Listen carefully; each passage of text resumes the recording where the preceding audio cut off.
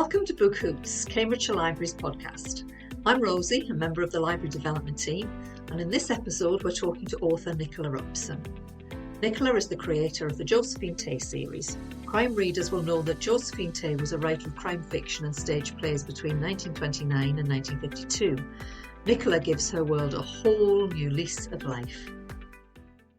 Good morning, Nicola. Thank you so much for agreeing to chat to me today. How are you? I'm very well, thank you, Rosie. It's lovely. It's lovely to talk to you.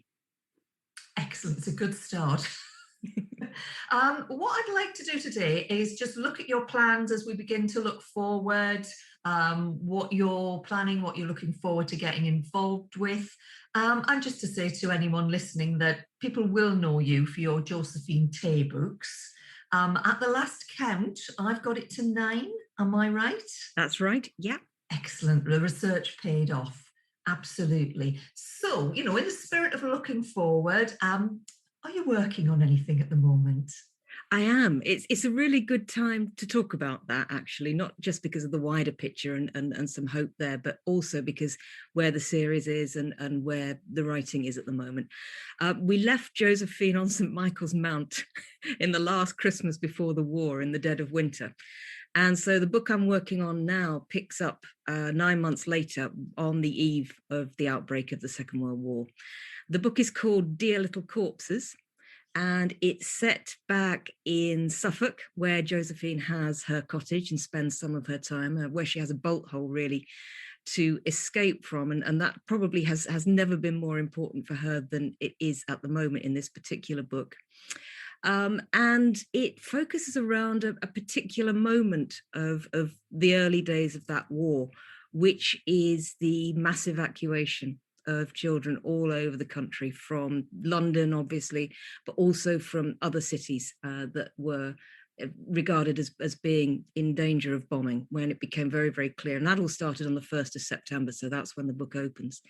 And Josephine and her village, like many other villages in East Anglia and Suffolk and Essex, were on the receiving end of those evacuees. And so it explores that, as it was known as Operation Pied Piper, and what it was like. And obviously, because it's a crime novel, because it's a mystery novel, although that operation was very, very carefully planned, it was on such a huge scale that there was margin for error and it was chaos. I mean, children ended up miles away from where they were supposed to be. Villages received hundreds more children than they were expecting. And so, like my books often do, there's that little window in the truth, which is just big enough to get your story through. So I've imagined what might happen if 3 little girls go missing in the course of that 48 hours and the events roll on from there. So that's the book I'm working on at the moment, and it's very close to its deadline. So I'm working hard on that at the moment. But it's also exciting because I'm talking about the next 2 books in the series. It's always lovely to have that wider canvas to look ahead, because not only can you concentrate on the individual crime and the individual idea that you're working on at the moment, but you can plan for those series characters where their lives might take them on a slightly longer scale. Both the ideas I've got for book 11 and 12 are books that excite me. It's always typical, actually, that the next book along, I don't know if other writers feel this is often more engrossing than the one you're working on, simply because the one you're working on is such hard work. But so it's been good to look ahead and see where Josephine might go. I don't think it's giving too much away to say that the next book will see Josephine and Marta going to America for a bit. And then they will come back, and the other book after that will focus on the Blitz. So the series has moved very much into the war years now, which is a completely different landscape and something lovely to research and work with. Can't wait. But what you say about the next project, I think anybody that's got a big project in hand, everybody feels that way, because all right, I've spent so much time on this now, really want to start the next one. Anything, I mean, I do an awful lot of DIY and renovating things. And it's always the next thing you want to get onto. And actually, you should probably just, if you can, enjoy the bit you're doing. You should. It's good though, isn't it? Because it does spur you on a bit. And I remember when I was writing Fear in the Sunlight, which is the book that sees Josephine have a fictional meeting with Alfred Hitchcock, and doing a lot of work on Hitchcock. And he always said that really once he'd done the storyboarding for a film, that was the imaginative, the creative part, the bit that he absolutely loved. And filming it after that, because he knew down to the last second what was going to happen. You know, the imagined creation had been done by that point.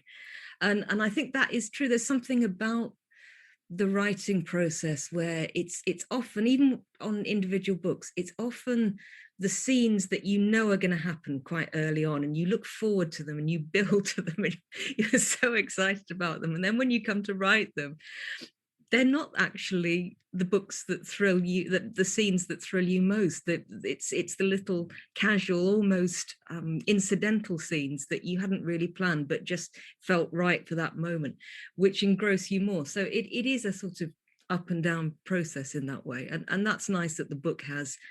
I won't say peaks and troughs because hopefully there aren't any troughs, but you know what I mean. It's nice that the book can still surprise you when you're writing it.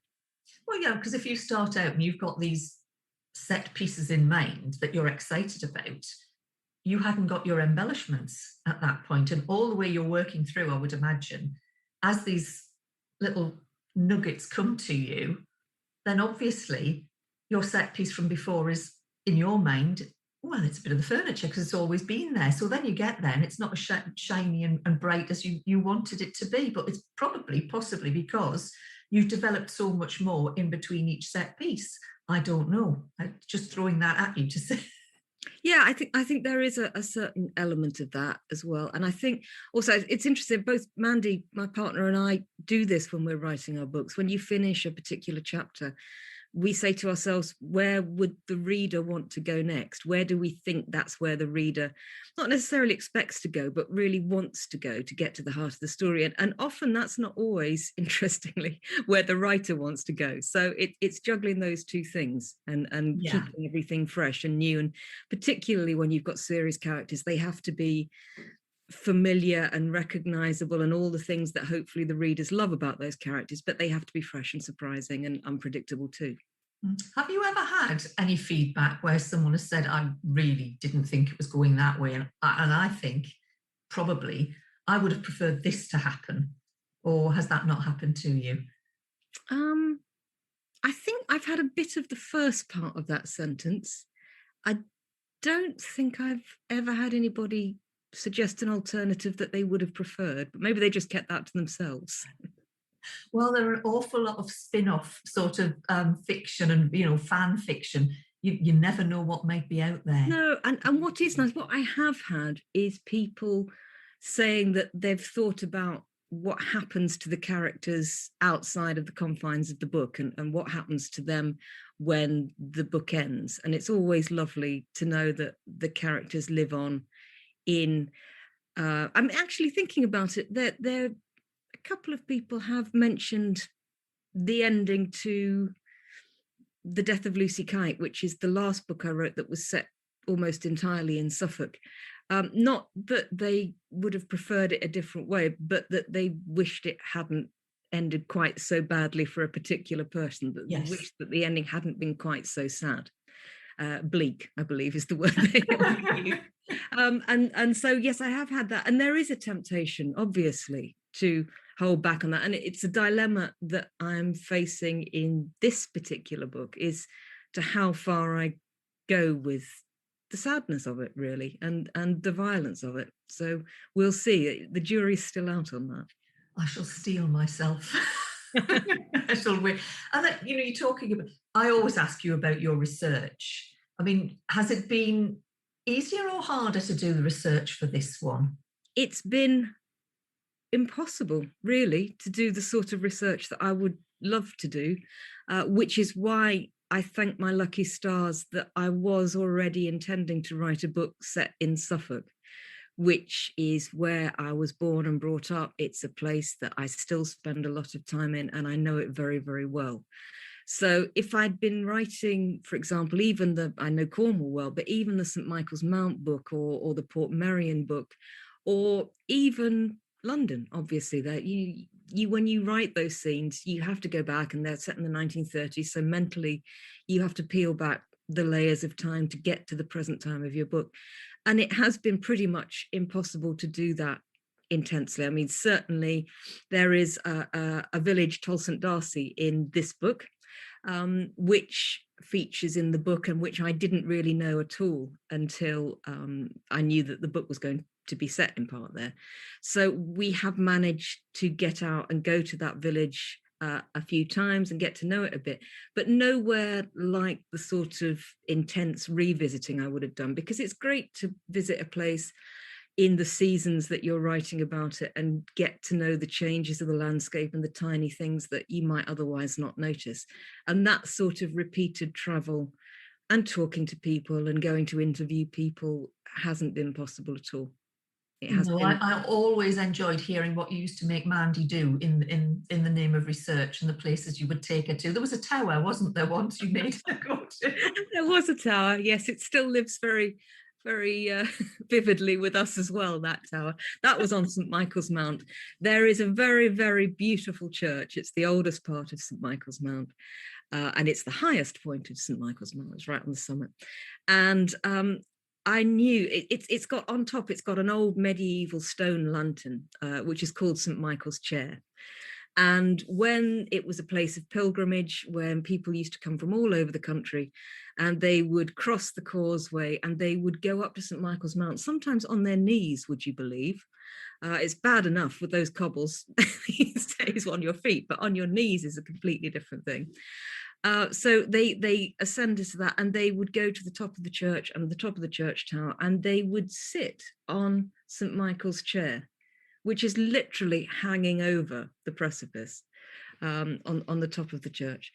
And so, and there's also a lovely sort of apocryphal, more recent legend as well about that, where newly married couples would climb to the top, and the first person to sit on that chair in the marriage would remain the dominant partner for the rest of the life. So obviously that there's that to consider as well. So I knew that was just too delicious not to have a murder revolving around that. But of course, the tower is not normally open to the public.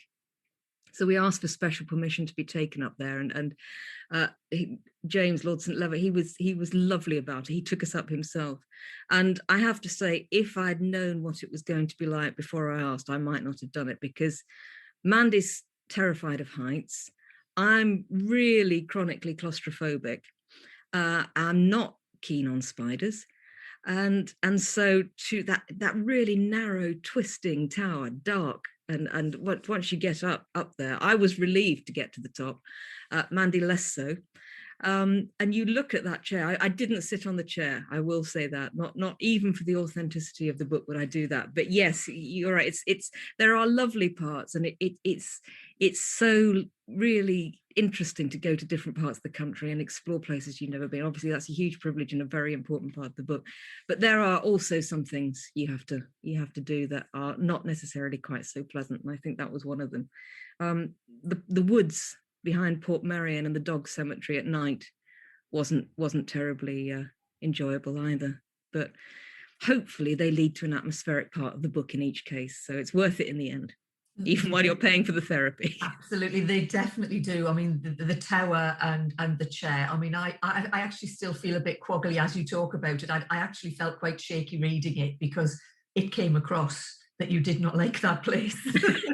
And yeah, the pet cemetery. It's quite a while since I read that one now, but yes. Yeah.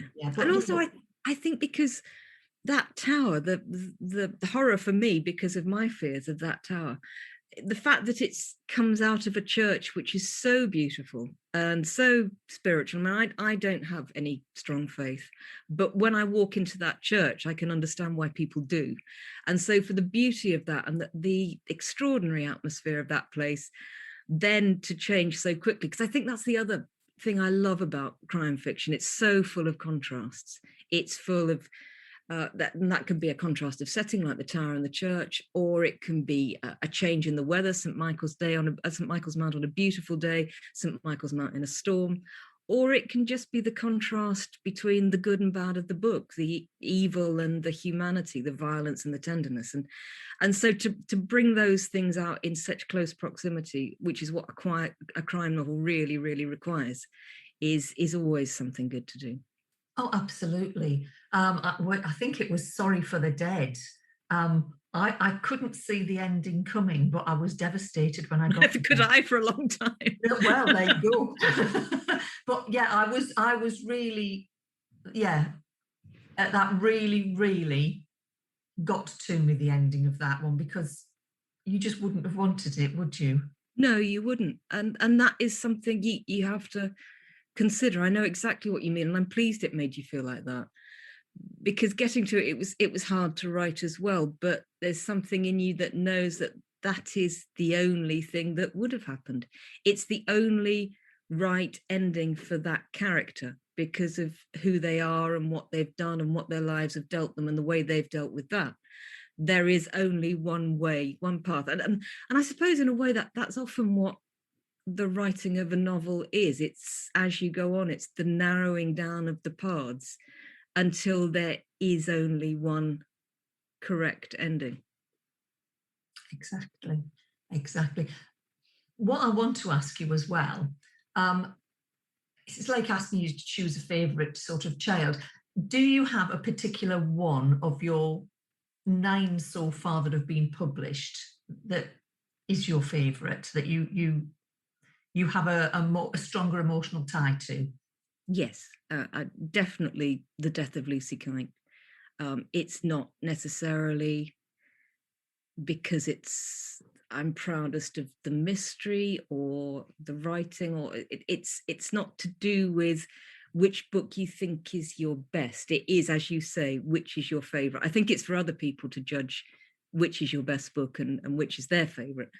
But for me, The Death of Lucy Kite, for lots of reasons, I think it's set in Suffolk, like I said, somewhere that is deeply connected to me. So any book about Suffolk, the one I'm writing at the moment included, is always going to be at some level deeply personal to me. It's going to be rooted in my family, in a happy childhood, in a place I love. So there's that. There's also the fact that Josephine, it's the only book I've written which is entirely through Josephine's eyes. She spends a lot of her time on her own in that book. It's very much about her coming to terms with ghosts of her own in her past. And so I got closer to my character when I was writing that book. So it's important in that respect.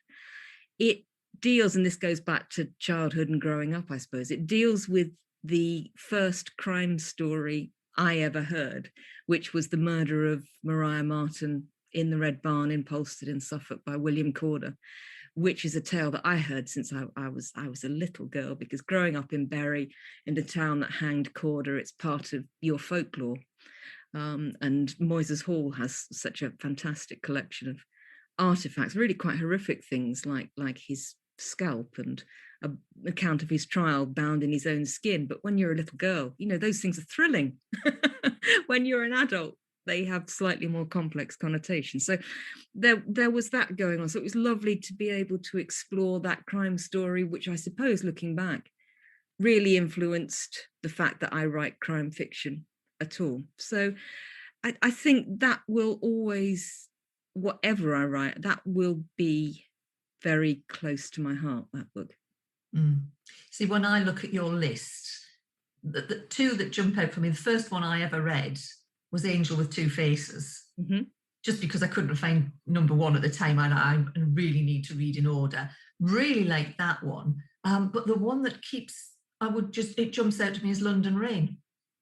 It's interesting that you say that. I'm really pleased that you say that, because I had to, for the most basic of reasons, the books are currently being reissued with lovely new designs and new jackets and all brought out together, and they look fantastic. But my editor sent me an email to say there was a strapline missing. One of them, for some reason, came out originally without a strapline on the cover. So I had to think of a strapline, and I had to go back and remind myself of what that book was about and what the motivations were for writing it. So that was interesting to me, because it's probably, from one of the quietest books in a way. I think it's the one that doesn't get mentioned as often, even by me. So that was interesting to think about why that might be. And I honestly couldn't come up with an answer. But looking back and the setting of the BBC and at the time of the coronation, and again, Josephine, a very important part in her personal life and her relationship with Martha, it reminded me of all that I really loved in writing about that book. So it's interesting to me that you've picked that up. What do you think it that? I don't know. I don't know whether it was the sort of familiarity that you could see the setting and you knew the historical event reasonably well, or it was just the story behind it. It was the actual murder. It just worked for me. It was, and I've got no real reason other than that is the one that just jumps out. And I think the cover, the original cover, I adored. Yes, I adored that as well. And it's the murder. I don't. We're not giving anything away to say that part of the plot revolves around a woman who kills her husband and the various reasons that she does that. And it was very interesting for me to look at a marriage from that time. It's sort of like, I wanted to do Brief Encounter with a Gunshot. So that was interesting as well. And I remember that book being a joy to write, really. It was all the books at some point, or all the other books I have at some point absolutely loved and some point absolutely hated. And there is a low point that you reach with all the books where it doesn't seem to be living up to all the things you wanted for it to be. And hopefully you get past that and things change. But I don't remember that low point with Londonderry. I remember that being a very, very enjoyable book to write. I think it just flows. It absolutely flows. It's got a seamless sort of narrative to it. It's just a very easy read. Now, I do need to sort of take a step to one side. I mean, you've introduced me to the works of Josephine Tay, who, I'd heard of her in the background, but I hadn't actually read anything by her. So, of course, being a serial reader, I've devoured the lot. I have got an out and out. I've got two close favourites, but one takes a bit of a clear lead. Do you have a particular favourite of Josephine's writing yourself? The first book I read was The Franchise Affair, and it was the book that single-handedly, by a circuitous route, led to me writing this series of books, because it's an extraordinary book. It's a book without a murder. Coming out as it did in 1948, it's about two women who are accused of kidnapping and abusing a young girl, which is quite heady stuff for golden age fiction. And Tay isn't that sort of stereotypically golden age writer.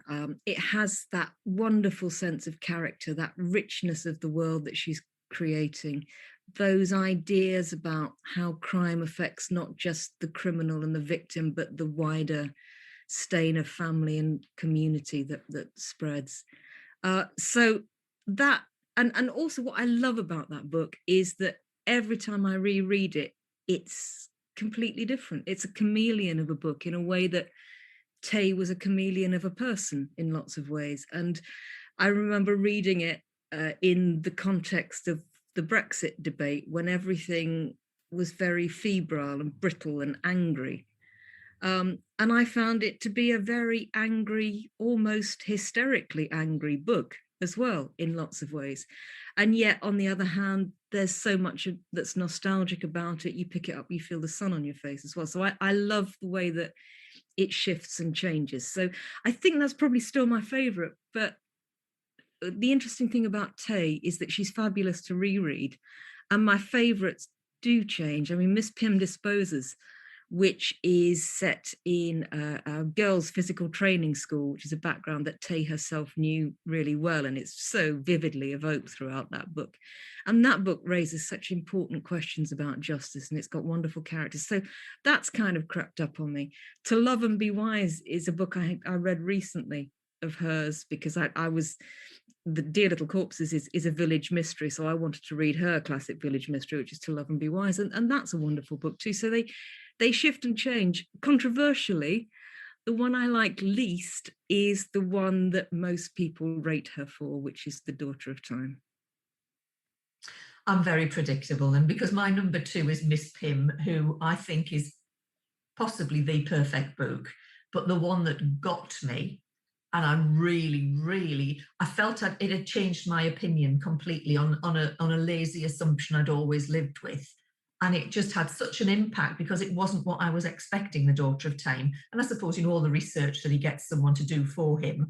I mean, that speaks to the librarian in me. But yeah, I mean, it was just, there's not many books I've read that completely changed my opinion about something I'd probably never thought very deeply about, but just accepted.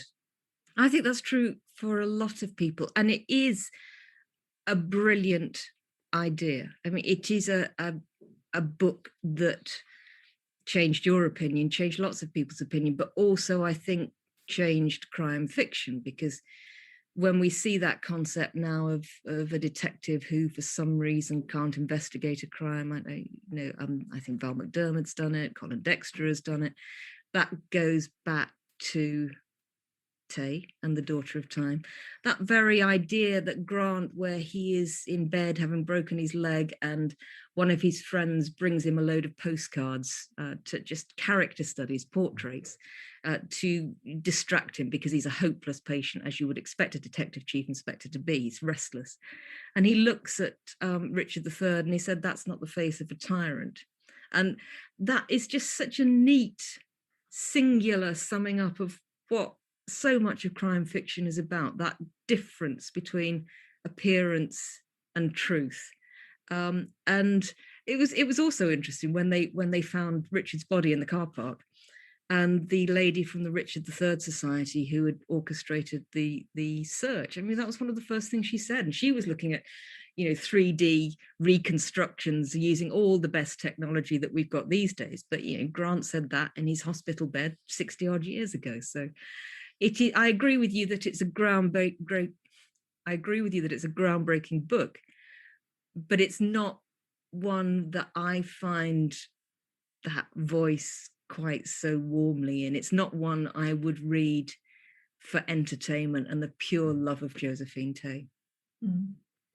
Interesting. And I think I've probably told you this in the past. Sometimes when I'm reading Josephine Tay, I get a bit lost. And at the end of Miss Pym, I thought you'd written it. Well, I take that as a huge compliment, but I can feel somebody spinning somewhere. Somebody called Elizabeth McIntosh, who's Taylor's real name. I'm not sure let's not tell her you said that. No, we won't. But it's like reading The Dead of Winter as well.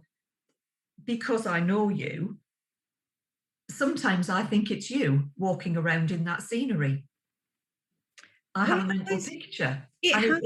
It has been me doing it, so that I suppose that comes across. But I think there's always that. Hopefully, I mean, in some of the books that I really love, there's that confusion between character and author and reality and inspiration. So hopefully, that's what you're feeling. Yeah, well, I know how you do your research, so I'm picturing you there doing your research as I'm reading the book, so it's probably why.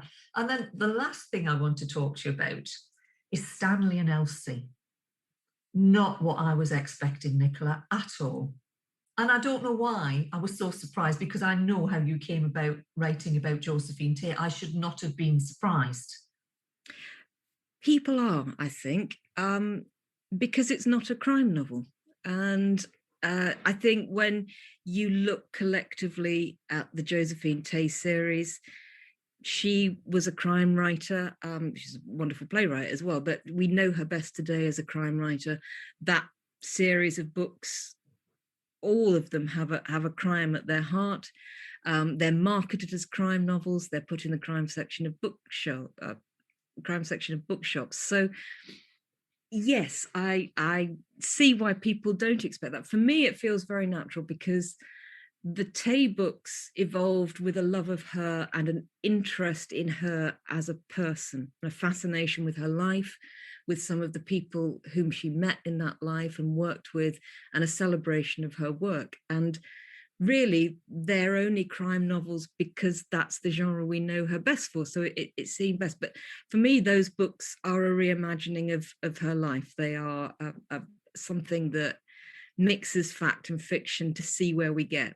And so Stanley and Elsie is very much about that. It's a book about the artist, Sir Stanley Spencer, and he's maid Elsie Munday, whom he hired when he was going to Berkeley to paint the Sander Memorial Chapel, which for me is the single greatest work of art that came out of the First World War.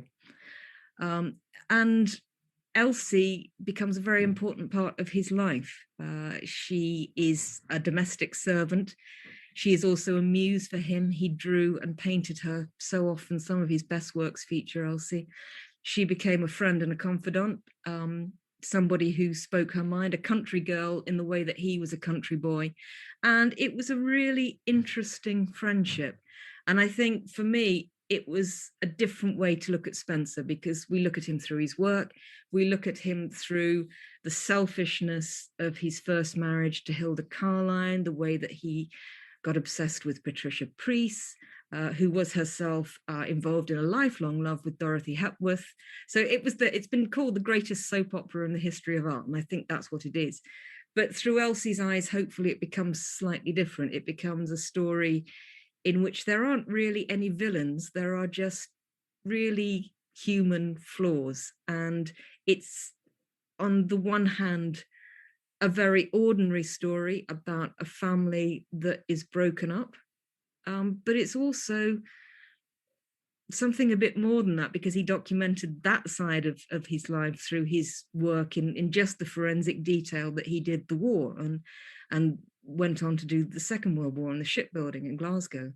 And so I've loved Spencer's work since I was a child. Living in Cambridge, we've got a brilliant collection in the Fitzwilliam Museum.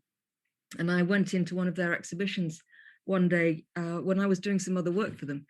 And it was an exhibition called Sergeant Sickert Spencer. And although there were lots of Spencer paintings there that I'd seen before, there was a little pencil sketch of a woman who I didn't know who she was, but it told me that she was Elsie Munday and she was his maid.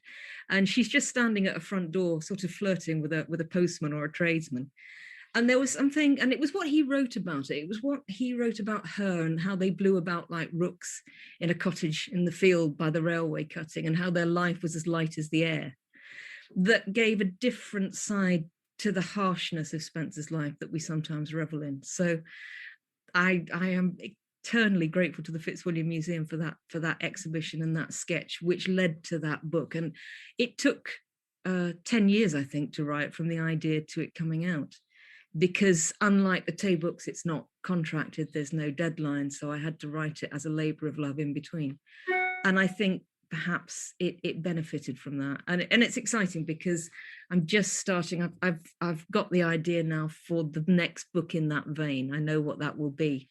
So when I finished Dear Little Corpses and started to research the next Tay book, I'll also be putting the groundwork in for that. And that is something that will involve traveling to another part of the country and doing some in-depth research, like I did for the chapel at Berkeley and for the Stanley Spencer Gallery in Cookham, where he spent most of his life. So it's exciting to do, and it's lovely to have something that is slightly different, that is not orchestrated always by the darkest moments of humanity. I mean, I would argue that there's as much darkness in Stanley and Elsie and bitterness and regret in that domestic situation as there is in many of the crime novels, but there is a slight difference to it. So it's lovely to have that light in your books as well. I just found it, I wasn't expecting it to be such a warm and domestic book. I think I was expecting something arty about the artist. I don't know what I was expecting, and I sort of resisted picking it up for a while. I thought, no, I've read everything else by Nicola, I need to read this. And I was just blown away by it. It just really surprised me and thoroughly enjoyed it. Really. So the fact you have another project of similar ilk is quite exciting. But I'm very conscious we've taken a lot of your time so far, Nicola, and it's been really, really lovely talking to you, and hopefully we can do this again. I'd love to. But we've covered a lot of ground, and hopefully we've introduced your readers to Josephine Tay and vice versa. And then all I can say is thank you so much. No, thank you. And while I've got you, I would also like to say how fabulous it's been for us authors to know that the libraries and the publishers and the bookshops have been still getting the stories out there, perhaps more than ever. And we've missed those direct interactions, but I look forward to actually coming to meet the readers again soon. But in the meantime, that effort on behalf of you all to link those stories with those readers is hugely appreciated. It's a pleasure, absolute pleasure. And yes, we look forward to seeing you very soon, or as soon as possible. Thanks, Rosie. So much. We hope you enjoyed our chat with Nicola. You can borrow her books as e-audiobooks, e-books and just books from Cambridgeshire Libraries. Thank you for listening and do look out for more episodes. Book Hoots is produced by Cambridgeshire Libraries.